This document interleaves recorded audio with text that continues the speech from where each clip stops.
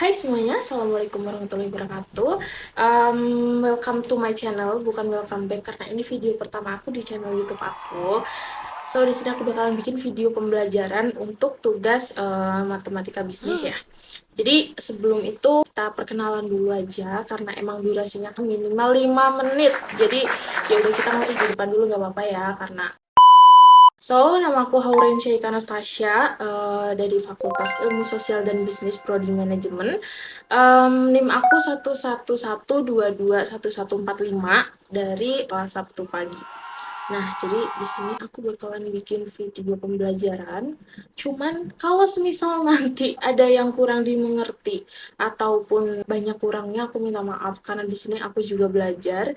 Kita sama-sama belajar, jadi ya udah. Jadi kalau misalnya ada kurangnya, aku minta maaf sebesar-besarnya, oke? So, jujur kalau untuk disuruh buat video, kalau semisal untuk ngomong di depan kameranya, aku nggak susah. Aku juga nggak bukan hal yang apa ya, bukan hal yang sulit untuk aku ngomong di depan kamera karena emang aku udah biasa untuk ngomong di depan kamera.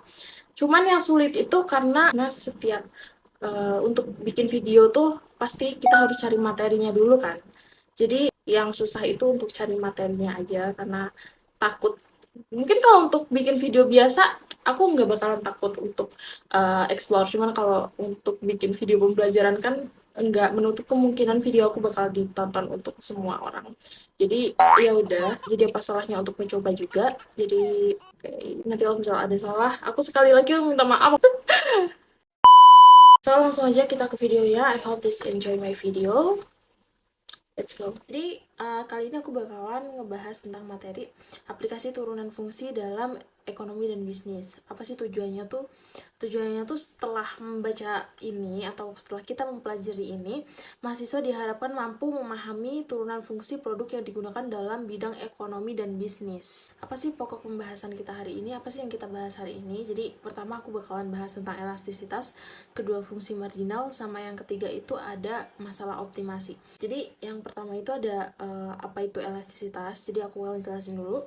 Elastisitas itu kayak harga keseimbangan pasar ditemukan oleh titik pertemuan antara kurva permintaan dan kurva penawaran dalam kegiatan ekonomi. Harga cenderung bersifat dinamis, terkadang dia naik tapi terkadang juga dia turun gitu.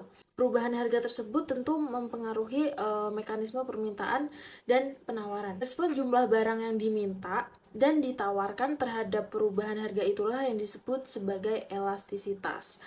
Jadi konsep elastisitas digunakan untuk mengukur seberapa besar reaksi konsumen terhadap perubahan harga. Selain itu, elastisitas juga digunakan untuk meramalkan apa yang akan terjadi jika harga barang atau jasa itu dinaikkan atau turun.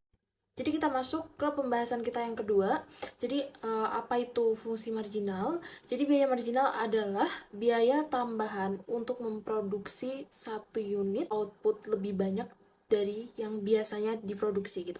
Biasanya marginal juga dapat dipahami sebagai biaya yang mengembangkan tingkat di mana biaya total suatu produk berubah.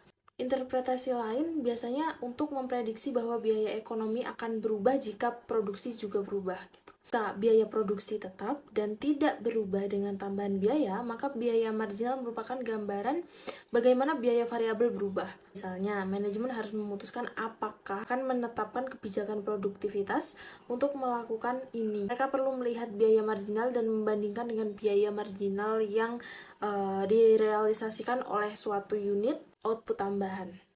Tujuannya agar perusahaan dapat menentukan keputusan yang tepat terkait peningkatan volume produksi. Kita masuk ke pembahasan kita yang ketiga, itu ada apa itu optimasi. Jadi optimasi merupakan pendekatan normatif dengan mengidentifikasi penyelesaian terbaik dari suatu permasalahan yang diarahkan pada titik maksimum atau minimum suatu fungsi tujuan. Optimalisasi adalah proses pencarian solusi yang terbaik, tidak selalu keuntungan yang paling tinggi yang bisa dicapai jika tujuannya. Pengoptimalan adalah memaksimumkan keuntungan atau tidak selalu biaya yang paling kecil yang bisa ditekan jika tujuan pengoptimalan adalah meminimumkan biaya. Dapat disimpulkan bahwa optimasi adalah tindakan untuk memperoleh hasil yang terbaik dengan keadaan yang diberikan. Tujuannya yaitu untuk meminimalkan supaya diperlukan atau untuk memaksimalkan manfaat yang diinginkan. So segitu aja video yang aku buat, video pembelajaran yang aku buat. So sorry kalau misal ada kurang atau ada sesuatu yang nggak bisa kalian pahami tentang apa yang udah aku jabarin tadi. Aku minta maaf karena aku di sini juga belajar. Dan ya, thank you yang udah nonton. See you next video. Bye bye. Assalamualaikum warahmatullahi wabarakatuh.